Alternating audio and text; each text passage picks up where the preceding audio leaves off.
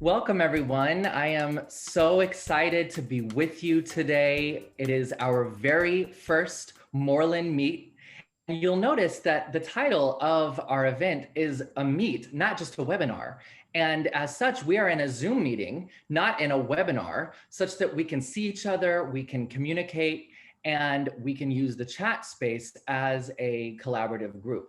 But I do want to note for everyone that this is going to be a recorded session that will be sent out to participants so that the information that we share and the discussion that we have with our expert panel will be able to be shared with those folks who are enrolled and want to learn more about hiring and interviewing in this era of virtual learning. So in the chat space, I'm going to go ahead and share a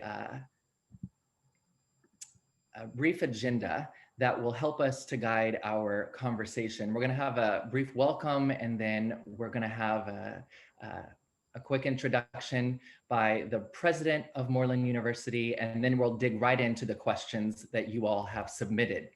So first, on behalf of Moreland University, thank you for being here.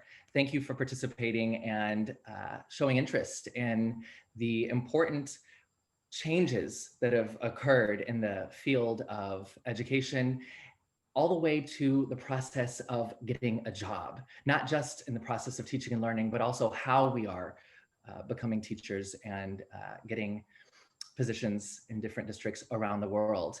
With us today, we have a panel of experts who are going to introduce themselves, but I'll simply ask them to wave as I say their names. We have Faith Silvius, who is an instructor with Moreland University and leads our curriculum design. We have Patty Froome, who is our director of clinical practice. We have Jonathan Borden, who is an instructor in our master's degree program. We have Emily Pepitone, who is our officer in Hawaii and is in charge of keeping us connected with the Hawaii Standards Board. We have Kelly Mcdessey, who is an instructor with Moreland University as well. We have Kevin Ruth, who is the president of Moreland University. We have Henry Moser, who is our academic or learning support specialist. Basically, he is in charge of our master's degree programs. And then we have me. My name is Joey, and I am the professional development officer, and am so excited to host this event for you today. With further ado, I'd like to pass the baton to Dr. Kevin Ruth, who will talk to us a little bit about Moreland University, our programs, and why we're here today. Thanks, Joey. And it's my pleasure and privilege to welcome everybody here on behalf of Moreland University. As Joey said, I'd like to give you a little bit of introduction to Moreland University in case you do not know who we are. Our founder, Dr. Emily Feiswitzer, in around 2011, decided that somebody needed to start over with the way the teachers are prepared, sort of go back to the drawing board and act as if there had never been a teacher preparation program, and create one, and I'll use language that we use frequently at Moreland, that would prepare tomorrow's teachers for tomorrow's students in tomorrow's learning world. And in 2013, to be quite specific, in March of 2013, we piloted the first cohort of 10 candidates who were from 8 countries. And we piloted them on our custom-built 9-month all activities-based collaborative learning platform, which is really the heart of us. Since that time, we've added master's in education degree programs. We've repurposed modules for professional development, which Joey leads. And we are impacting thousands of lives. We've had over 6,000 enrollments now, representing students whom we refer to as candidates in 157 countries. And this Moreland Meets is a fabulous way to begin further outreach to you and with you, in partnership with you.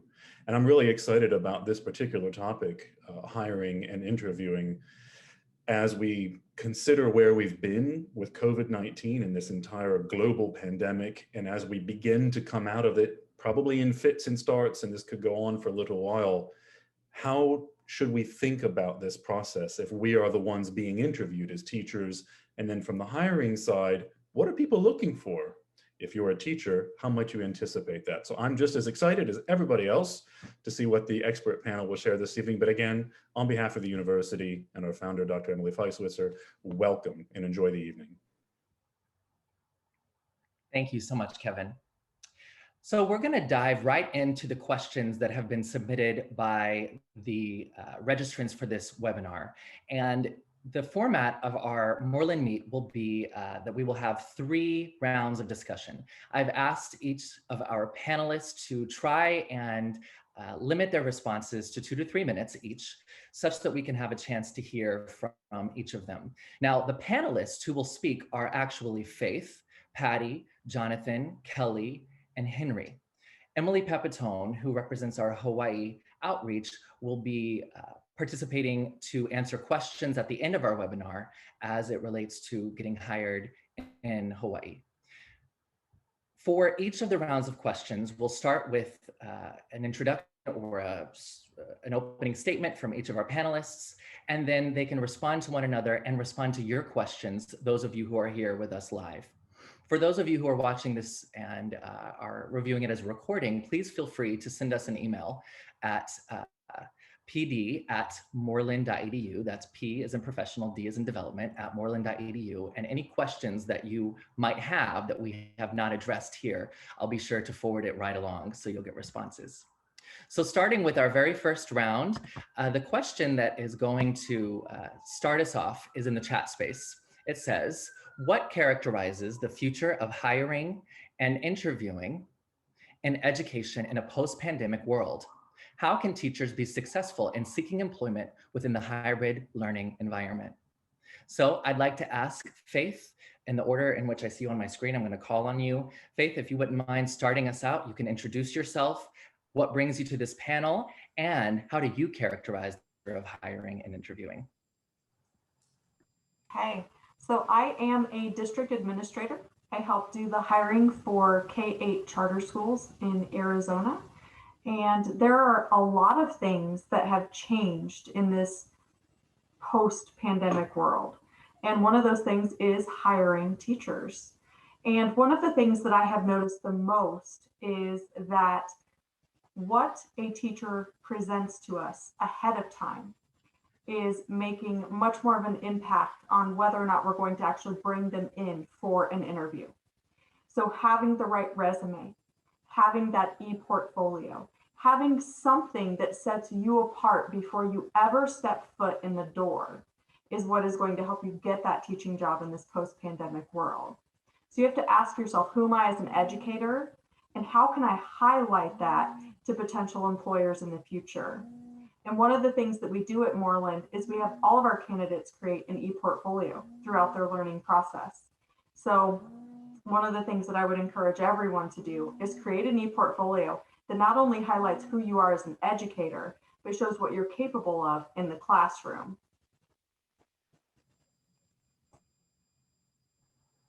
Thank you so much, Faith.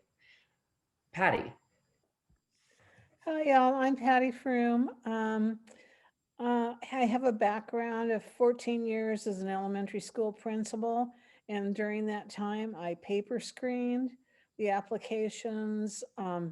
My secretary made the appointments for the interviews. We would always have a committee of 5 to 7 people who were at the interview. Some of the things that I really look for were does the person look professional? So t-shirts and jeans are out for interviews, even if you're doing it via Zoom or some other platform. You need to at least dress professionally. As I used to work for the Department of Education in Little Rock, and the TV station was right next door to us. And so we would see the broadcasters come out, and they would be really professionally dressed from the waist up, and from the waist down, they'd be wearing shorts and flip-flops. And so if you're going to be doing an online interview, make sure from the waist up, you look really professional and nobody can see below that.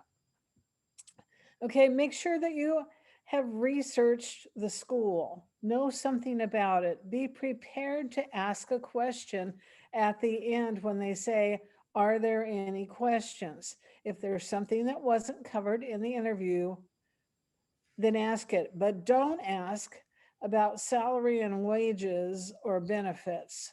That's not the time to do it. You ask that question once they have offered you the job. If you ask it at the beginning, you're asking too soon. And the other thing is, show some energy. Don't act like a dead fish. Have some enthusiasm, be excited, because this is what you've always dreamed of, having an interview with these people. So show it. Thank you, Patty. And I'm going to be sure not to stand up so that we don't see what I have below my dress shirt here. All right, Jonathan. Okay, thank you very much. My name is Jonathan Borden. I'm an instructor at Moreland, more recently in the graduate program of Global Studies. My career has been in international education. I worked almost entirely in international schools in Seoul and also in Shanghai. And actually, as of last week, I'm going back to Seoul again next year for a 1-year interim fill, which was unexpected. But during most of that time, I was a middle school and high school principal, and as such, did a lot of screening of applications for overseas positions, but also probably went to, I don't know, probably 40 or 50 job fairs now in my career, all over the world, mostly in the United States, but also in parts of Asia and Europe as well. So that's kind of my background. It's been very interesting because as I was, my last few years of being a principal, so I'm talking now probably starting at about 2012, 2013, more and more people, two things happened. One was the hiring started to happen earlier, where when I first started to recruit in the mid 80s, the job fairs were in February and March. And as of a few years ago, they started to be, not the job fairs, but the interviewing started in October. And what that required was basically it wasn't Zoom, but basically through Skype, as we all know that has kind of gone by the wayside, but Skype interviews. And so that was becoming more and more popular, although job fairs still were really the mainstay of the recruiting world, international recruiting world. COVID comes along, of course, and then everything went virtual. And I was just speaking with the Canadian head of Search Associates, one of the major international recruiting agencies recently. And he said he thinks that within 18 months, a year, they'll be going back to both face-to-face job fairs, and also, but Zoom is here to stay.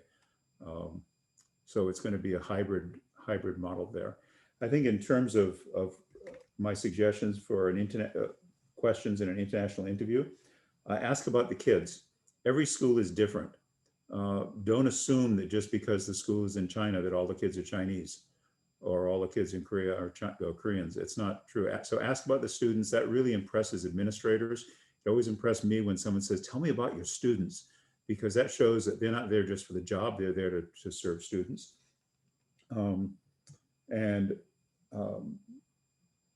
So do a little research, do research about the school ahead of time as well, because that really shows that you've done your homework. If you just ask things that are on the website, you can ask clarifying questions about things on the website, but don't just ask factual things like, what's your enrollment? You can find that out. That's just a waste of everybody's time.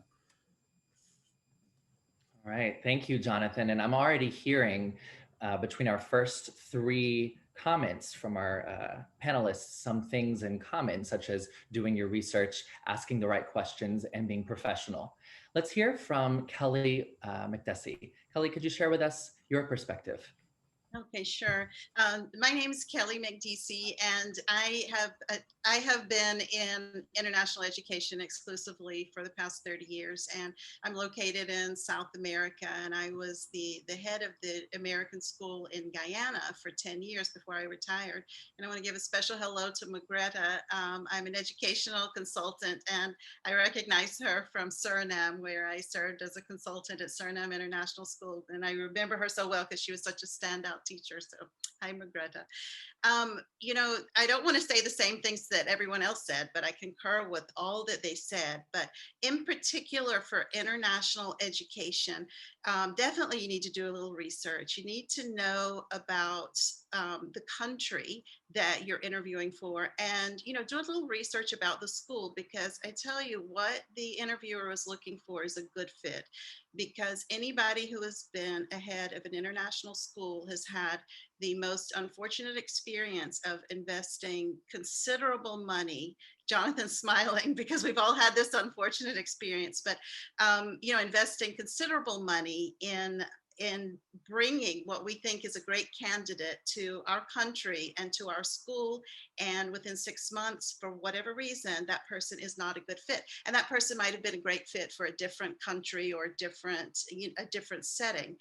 But it's just so important. Know what the school's mission is, and make sure that that's that goes well with your own philosophy of education.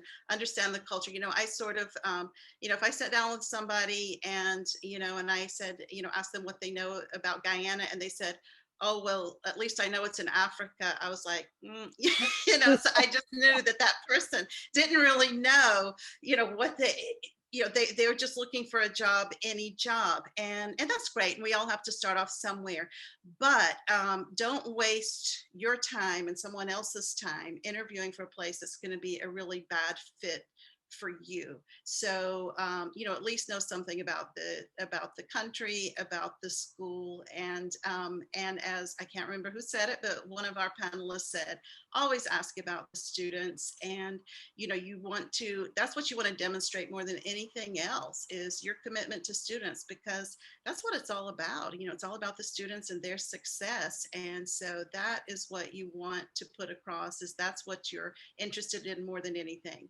Now, later on, if you get called back for a second or third interview, that's the time to ask those questions about your benefit package, because that's also important, but it's not what you start off with. Right.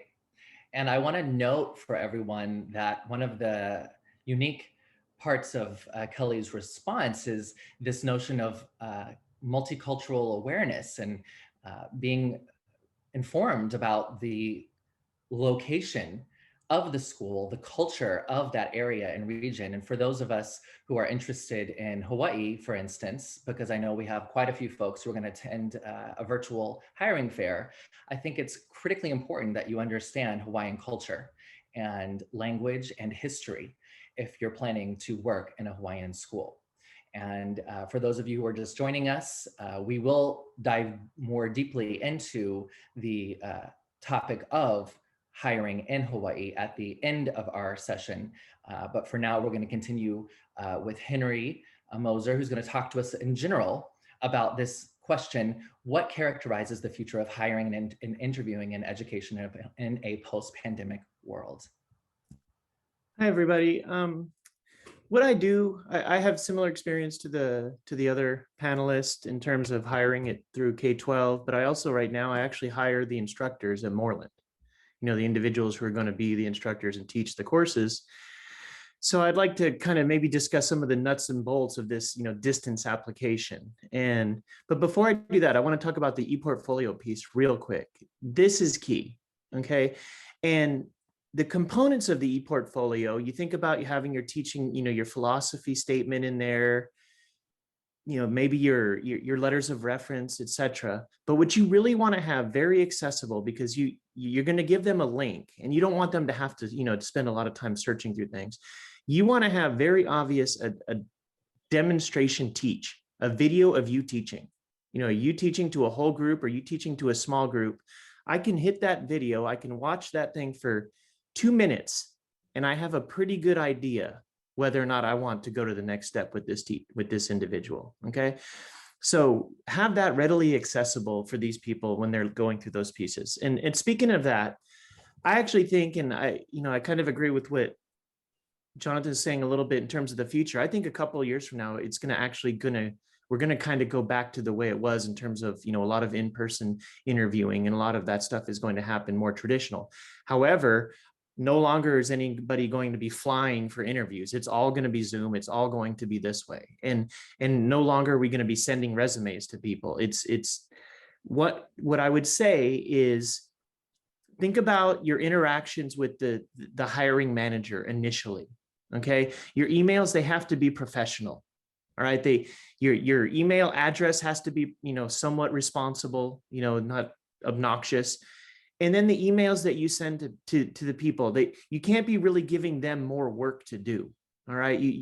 Your questions have to be, very specific, targeted, and again, kind of demonstrating who you are a little bit. But again, you don't want to ever send someone an email where they have to actually kind of figure out what you want. Okay. Because think about when you're in your classroom. Who are those kids in your classroom that you can just count on who are going to make the day smooth? They're those little guys, they get there on time, they know what's going on, they help the other kids, they're just taking care of business. And that's who we want in our school, okay? We want smart people, we want engaging people, but we want people who are going to take care of business. I don't want a project, okay? I don't have time for that, okay? So in that beginning process, make yourself look professional and capable, okay? What was I going to say too? Maybe something else that I was going to say too, in terms of when you interact with the people online, be engaging. I mean, when I have an interview with, there are 3 people and there are 3 or a person in front of us, it's the same thing. I'm looking at, their charisma, how engaging they are, if they can speak, if they're confident. Online, it's going to be a little tougher, but you have to also demonstrate that presence. Okay. I talk to people at Moreland and I'm thinking, okay, this person is going to be in front of 15 adults, 15 teachers. This person has to be confident. They have to be able to discuss, answer questions. They have to be, colorful, if I can say that. So I want to when I meet these people, I listen to them for a few minutes and I say, wow, that person can lead a class. Wow, people are going to want to listen to that person. Okay, so that's what you guys really want to do early on, in the beginning of the interview piece too. But I can't stress the e-portfolio enough. This is a golden opportunity, if you're good, to show them that you are. Okay, it's very simple. Videotape yourself teaching. Thanks, Joey. Thank you, Henry. And I need to just note for all the participants here, the diversity of this panel.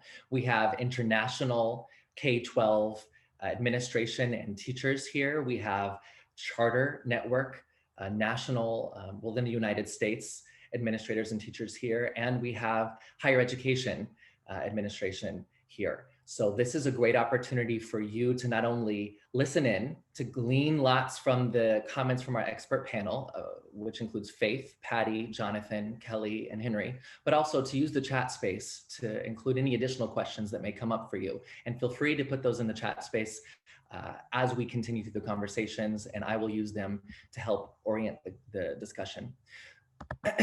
Moving into the second round of our conversation, I'd like to focus a little bit more specifically on new teachers or newly certified teachers. When you graduate from a teacher preparation certificate program like the Teach Now program at Moreland University, you have an opportunity to enter into that space of a recent graduate, someone who has recently undergone extensive training, feedback, preparation, and is entering into the field of education.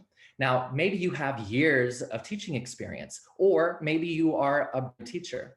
Either way, the question that I pose for our panel, which is in the chat space, is how can new teachers or newly credentialed teachers stand out among others with more experience? What are the advantages of being a new teacher in this post-pandemic world of hybrid learning? And I'd like to add one caveat, vice versa.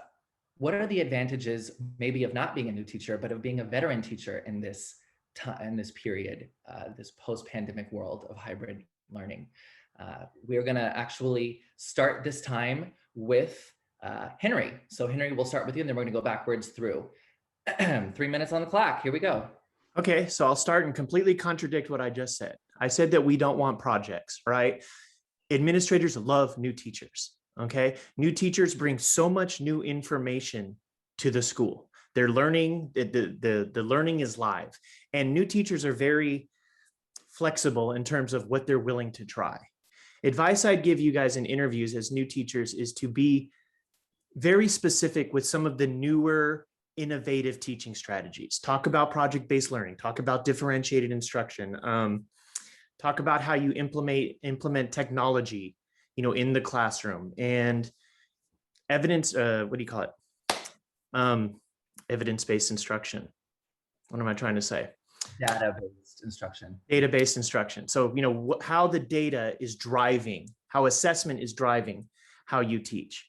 Be specific with those, but do know new teachers, absolutely great. Another little sad kind of thing is new teachers, they're lower on the salary scale. So again, administrators want to bring in the new teachers. Okay, so show them why you're valuable. And again, why? Because a lot of stuff that those older teachers don't know. What they learned 30 years ago is outdated, and a lot of them, they don't want to change. Okay, we want the new people.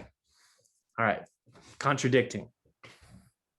Well, Henry, I don't see how you've contradicted yourself at all. I think you've added some dynamic I guess, perspective to what you said before. And I invite Kelly to add on to what Henry said or bring us an entirely different perspective. Okay. Well, Henry said that he contradicted himself, so I'm going to maybe repeat myself. So maybe we'll balance each other out. But, talking more about being a good fit. So in international education, now I'm talking about schools that are maybe British schools, Canadian schools, or American overseas schools. By that, meaning you can go on the U.S. Department of State's website, country by country, and they are the schools that have a relationship and receive grant money and so on from the U.S. Department of State. So my school, where I was head for 10 years, was one of those schools. But our region is, and this is South America, Central America, our region does not have the salaries that, maybe Asia has, or Europe, or, some of the benefits. So there are places in the world where the salaries are not quite as high. We love to hire new teachers. And, the thing is, once, it depends on where you are in your life. And I'll tell you what was so attractive for me, and I hired lots and lots of new teachers, was, you've got to be resourceful. Certain countries, and Guyana is one of them, Suriname is one of them, Bolivia, places, and lots of different places in Africa, and I'm sure other parts of the world.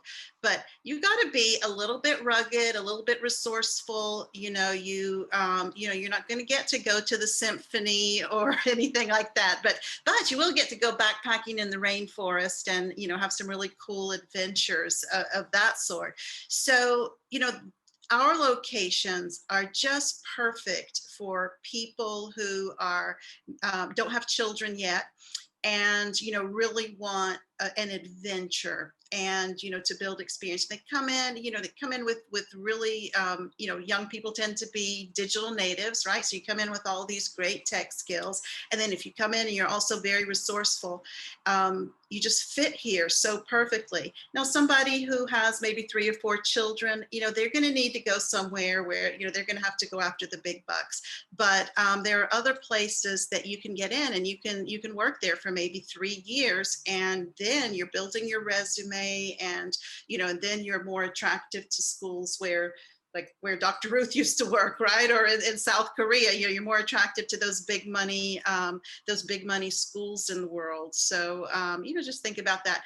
I liked to hear very specific stories, because everybody's, letters of recommendation and so on say, oh, this person is resourceful, or this person, and they say all these things. I want to hear a story. Tell me a story, paint me a picture, tell me what you did. And sometimes you can have no experience teaching yet, or very little. I mean, no is a stretch, but you can talk about you did a year, a study abroad program, and what you did. You can talk about the community service that you did with some organization, or with the Peace Corps or BSO or something like that. So, think about all those things that you've done that have shown that you will be a good candidate to work overseas. Thank you, Kelly. And to build on that international perspective, I invite Jonathan to respond to the same question. Okay, thank you, Joey. Yeah, I'd like to build on what Kelly said.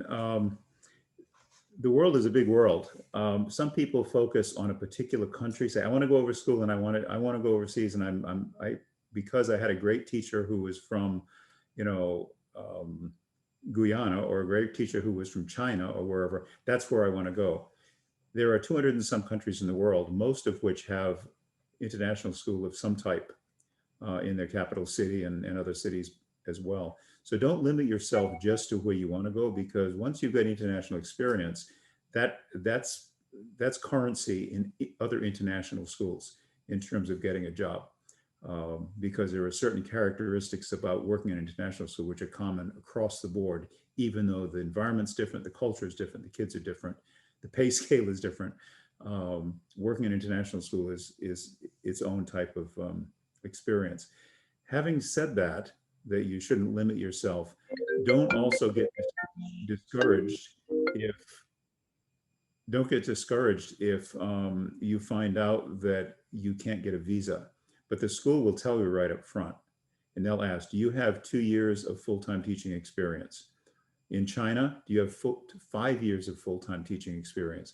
These are not necessarily the school's requirements. These may be government requires for, they won't give you a visa if you haven't fulfilled those requirements.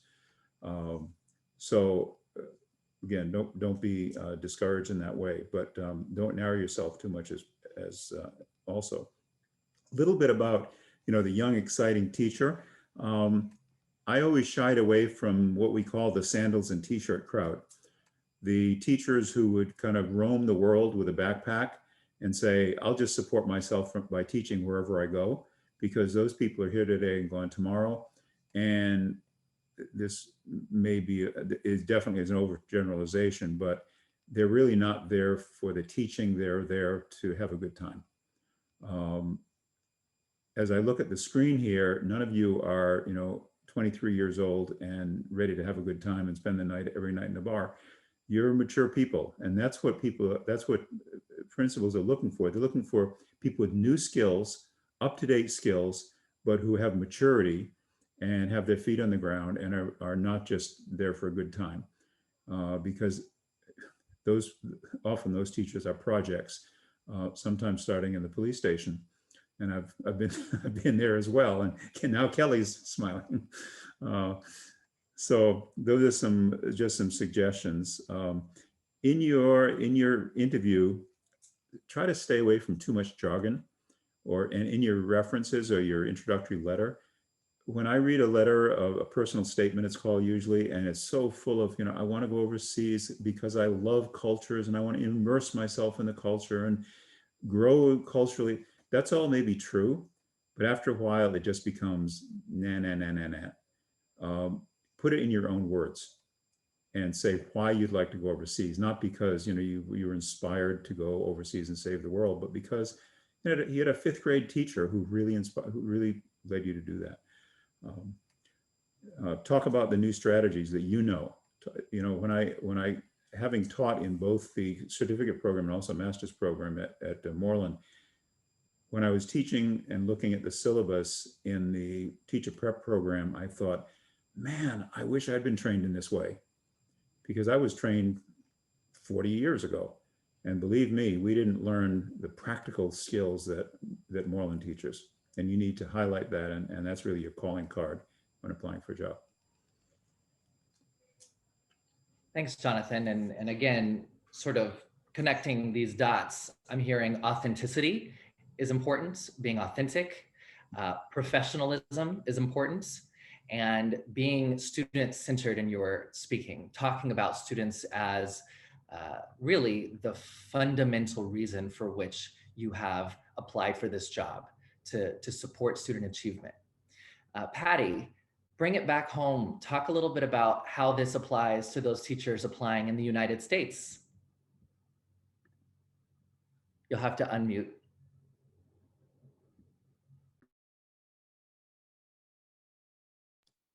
There we go. I'm always known as the one who never remembers to unmute. I was only a principal in California, so I don't have any experience worldwide. I don't even have any experience in the state where I live right now, actually working in a school. I worked with teacher training here before I went to work for Moreland University, at that time Teach Now. But one thing, and I only work with elementary people, so if you're a secondary person, I don't know how good the advice will be. But as I mentioned before, you have to show some personality in your interview. If you're dull and boring, speak in a monotone voice, then do something. Practice before a mirror, but be lively, because nobody wants to hire a teacher that puts them to sleep in the interview. And as we talked earlier about doing research on the school, one thing to check for is to see if they say that they're a professional learning community, also referred to as PLC. And if they are, then do some basic reading on it so that you can talk to them and tell them that you you may or may not have worked in a PLC, but if you haven't, you at least understand the concept behind it. Because where I worked in California, that's what everybody was going to. In fact, everybody at our district was trained. All the principals were trained, and I took my entire staff one summer to a training for professional learning communities so that we knew how to reach the kids that we weren't reaching otherwise. Be passionate about the fact that you really want to move children from where they are to as far as they can go, and that you won't give up on anyone. And those are my best pieces of advice. Well, and this notion of high expectations is critical in the 21st century classroom, where we believe in all students and their ability to achieve. To build off of this point, in addition about PLCs, as you're researching schools, you'll note that different schools subscribe to different theories and pedagogies. So you want to get familiar with whatever that school is invested in, be it RTI, response intervention, multi-tiered systems of support, PBIS, PLCs, professional, get to know the jargon of that school so that when you enter into that interview, you're ready to speak their language with them. Faith, can you bring in the perspective of having worked in a charter in Arizona in hiring and how new teachers can distinguish themselves? Absolutely. So I always love interviewing and talking to new teachers because they're excited. They're on fire. They can't wait to get into the classroom. They're not yet jaded because sometimes teachers over time can become a little jaded. So that excitement is always fun to see, and you can't fake it. It's authentic. When you've been through a teacher preparation program like the one that Moreland offers, and you've been given so many tools, and you're walking into this interview with this tool belt on, you have everything you need to show that you have what it takes to be successful in the classroom. And so you're coming to our school up to date with best practices. You are moldable. You're willing to do things our way. Whereas veteran teachers sometimes come in and say, no, I've always done direct instruction. I will always do direct instruction. The students will sit in seats. They will be facing forward. They will be in rows. Well, that may not be what we want as a school. So we need somebody who's willing to do things our way. So make sure that your mission does align with the mission of the school, because you don't want to be miserable down the road because you're working at a school that does things a way that you don't feel comfortable. So being willing to do things the way the school wants is really important. We also want new teachers to come in willing to share their newfound knowledge. We know that you are up to date with best practices. You've just gotten this degree. We've seen in your e-portfolio what you can do in the classroom, and we know what samples of your work look like because we've seen those there as well. So now what we want you to do is come in and be willing to share, to work in those professional learning communities and extend your experience across our campus. And one final thing that we always keep in mind is that more experience as a teacher is not always better, because practice does not make perfect. Practice simply makes permanent. So teachers in the classroom that are doing the wrong things the wrong ways year after year are not improving and growing. So be willing to grow, be open and accepting of feedback, and work with the teacher coaches and the staff that's available to help you grow and evolve as an educator. Thank you. And I love that phrase. Practice does not make perfect, it makes permanent. It's a phrase that was instrumental to my development as a teacher. And so I ask now, as we enter into our third round of questions, I'm going to reach out to everyone here who is a who is a participant. I have a question for my panelists to respond to, but I want to shake things up and get them thinking on their feet. And so I'm going to ask everyone who is a participant to write one question in the chat space, just one. So everyone who is here, who is a participant, please write one question that you hope our panelists might respond to, or that is lingering for you about hiring and interviewing in the chat space. We'll take 60 seconds for everyone to get one question into the chat space. Panelists, as our participants get their questions in the chat space, I invite you in round 3 to either respond to the question that I'm going to pose or select one of the questions from the chat space that we'll see in approximately 40 seconds.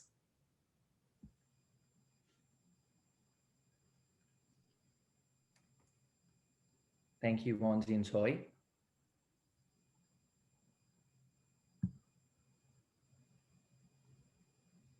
Thank you, Andy.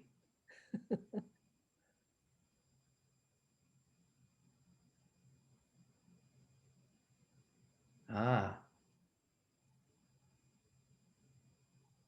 see lots of interesting questions coming in the chat space.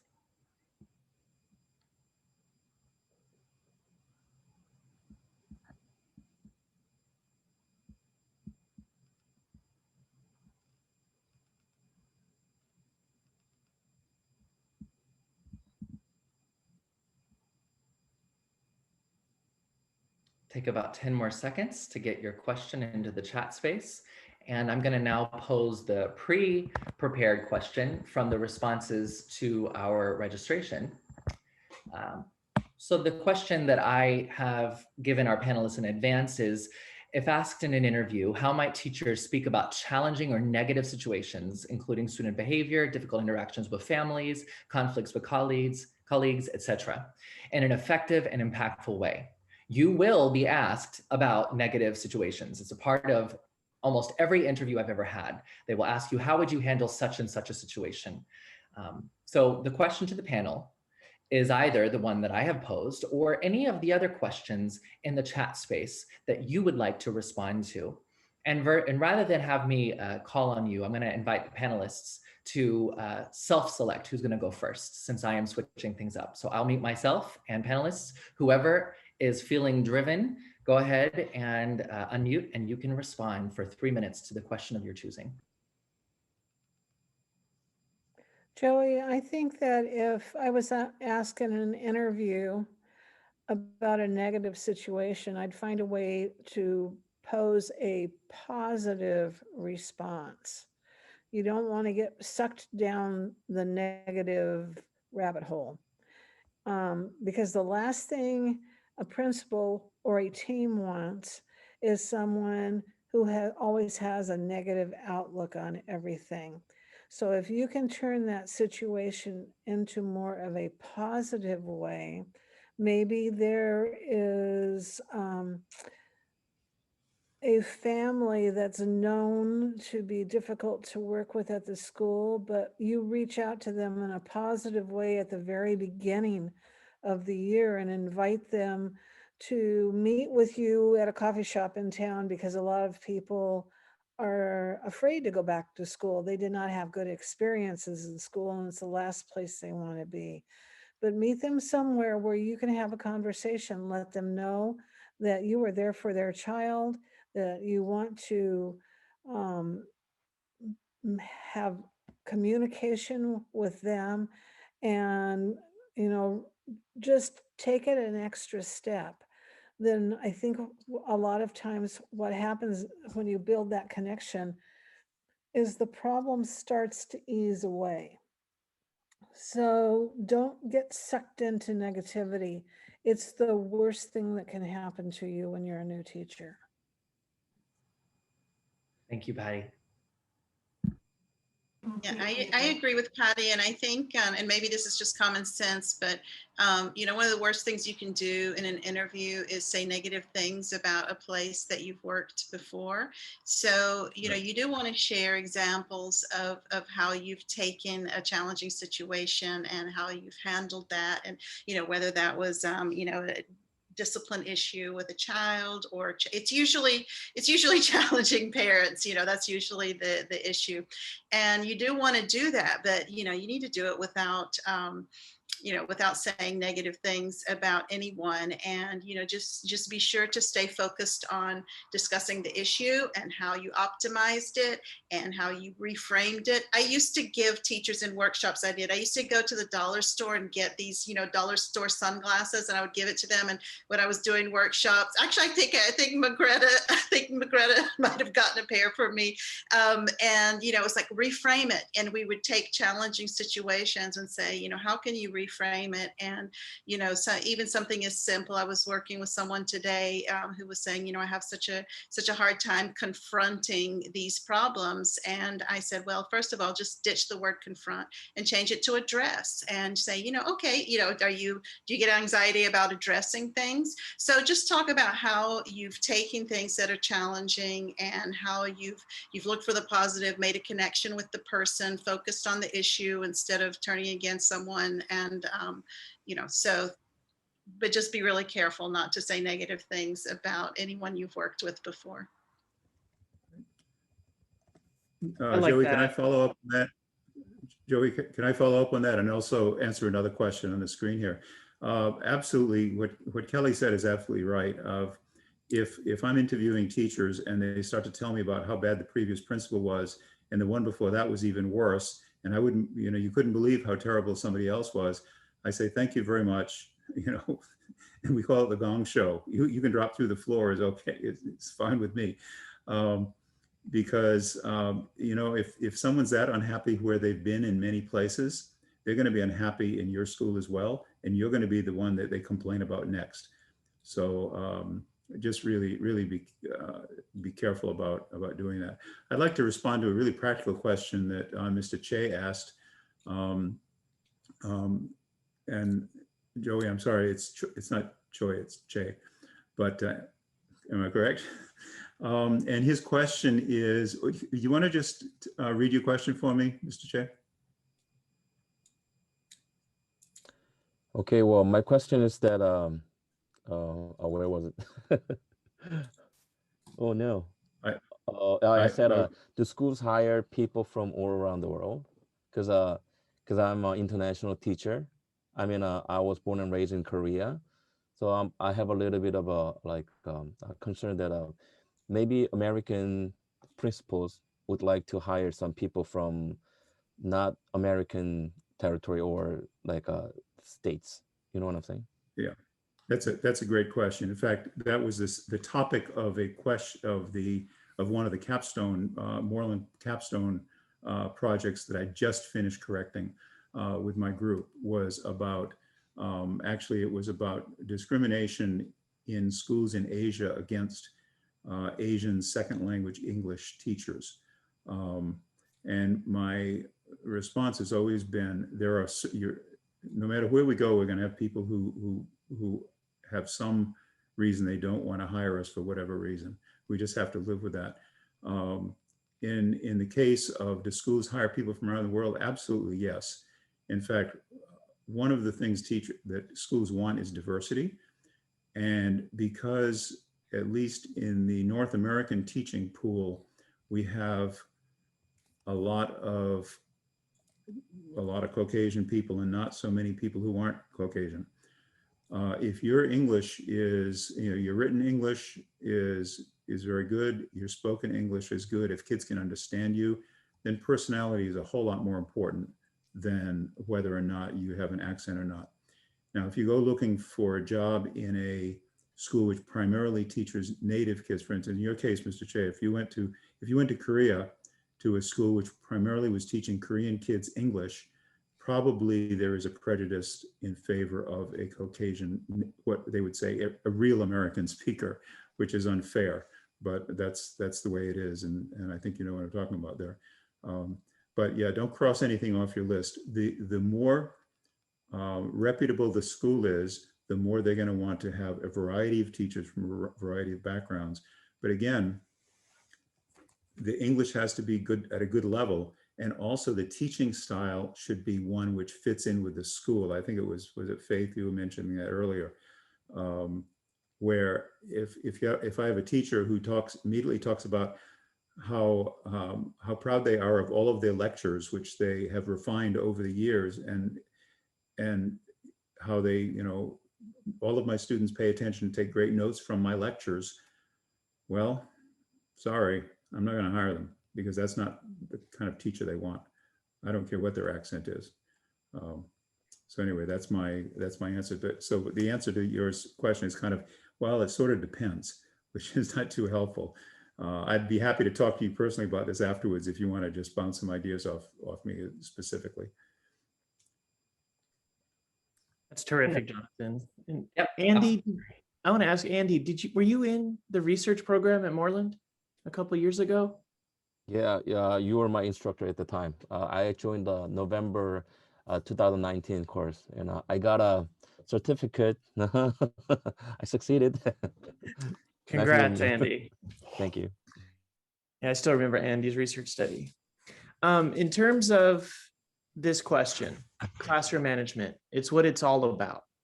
We can't do anything in the class unless it's managed properly. And I don't know if you guys know who Carol Ann Tomlinson is, but she developed differentiated instruction. And many years ago, I went to see her speak at Berkeley. And she told us, she said, all of you guys are going to be interviewing for a job as a teacher, and they're going to ask you a question. They're going to ask you, how do you manage the classroom? And you're all going to say this. And of course, we're all writing it down. It's the content and how you deliver the content that drives student behavior. It's not bribes, it's not threats, it's the content. And then that shaped my entire philosophy of teaching. For you guys, talk about that. Talk about how you reach the kids where they are, you vary your instruction, and it's way less about babysitting in your classroom, but it's much more about you presenting engaging content at their level that's accessible to them. The kids want to succeed. They want to enjoy themselves. And when you're giving them stuff to do that conflicts with that all the time, they're not going to behave properly. The class isn't managed. And I would talk about specific success stories as well. Talk about a child that you had, certain characteristics. What was your intervention with him or her, and how did it go out? And talk about your connection with the parents as well. You've done really well with the parents. The parents, lead or administrators like to hear, positive interaction with parents.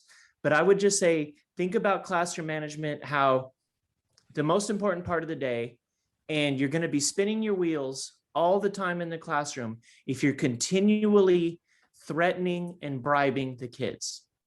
It has to be what you give them to do. That's going to make them behave well. I guess you can, and this is just something I just did. There's a reason why you can get 200, just 2 years ago, before pandemic, 250 eighth graders in a movie theater for 2 hours, behaving well. 250 middle schoolers doing what they're supposed to do. Why? Because they're engaged with what's going on. That's what we have to do as teachers. That's my little philosophy, and I would definitely use it. And don't say you got it from me. It's from Carol Ann Tomlinson. I think that's so important, Henry, because I was going to respond to Mohammed's question about when people walk into our classroom, what are they looking for? What are they expecting to see? And we as administrators are expecting to see a well-managed classroom. It's all about your managing that learning environment. Have you created a climate and a culture within your classroom that's conducive to learning? And that does go back to the content. It goes back to the rapport and the relationships. So what I would say is at the beginning of any school year, you have to take the time to get to know your students.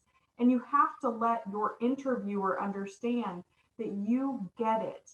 You get the importance of the relationships. You get the importance of the rapport. You get the importance of taking the time to get to know your students and to create this family within your classroom so that it can run like a family environment. Because you're together more than these students are with their families throughout the school year. You're with them all day. And so it's very, very important to think about that piece as well. When I walk into a classroom, I'm looking for for the students to be actively engaged. I am not looking, because remember, I am an elementary principal and my school was kindergarten to 5th grade. I am not looking for somebody to be standing at the front of the blackboard and lecturing forever. I want the kids to be involved in the learning. And so when I walk in, I'll stand, and if the teacher's talking, I'll time the teacher to see just how long they are talking. And they might get a note from me if they're talking too much, because the kids are the ones that are supposed to be the learning, doing the learning, and they're supposed to be the ones that are engaged. Right. I'd second that and third that, Patty. As a high school principal, the same thing. If I walked in and the teacher was just talking and talking and the kids weren't engaged and half were, kind of nodding off, that teacher gets a note, and you kind of jot that in your mental notebook. One of the things that I did sometimes in a class, when I walk in, and if kids were even if they were working in groups and engaged, I would walk over and say, "So tell me what you're doing and why are you doing it?" They could usually tell me the assignment, but often they couldn't tell me why they were doing it. And if they didn't have any idea why they were doing this assignment, I'm doing it because Mr. Smith told us that we had to do it by the end of class. No, that's not a reason. Why did Mr. Smith tell you that? I don't know. Well, Mr. Smith should make sure that his kids know why they're studying what they are. Well, unfortunately, as important as this conversation is, we have arrived at 1 hour. And I can tell, having this group of fabulous Moreland faculty and administration, that we could probably go on for another hour, getting into the intricacies of culturally responsive teaching, of student-led engaged learning, of professional communities that enhance our practice. And I think a big takeaway is that knowledge of these best practices, knowledge of the importance of promoting student-led learning and of being responsive to the culture of your school and of knowing the needs of the students in that school, that's what is going to be able to set you apart, regardless of the number of years of experience that you have. So thanks for being here, and I look forward to seeing you in our very next Moreland Meet, or on June 15th, at our Humanities and Languages Content Conference, a no-cost professional development that will provide you with 1 CEU, continuing education unit, and the opportunity to develop lesson plans and unit plans for your classes. Take care, everybody, and have a wonderful rest of your day. Bye-bye.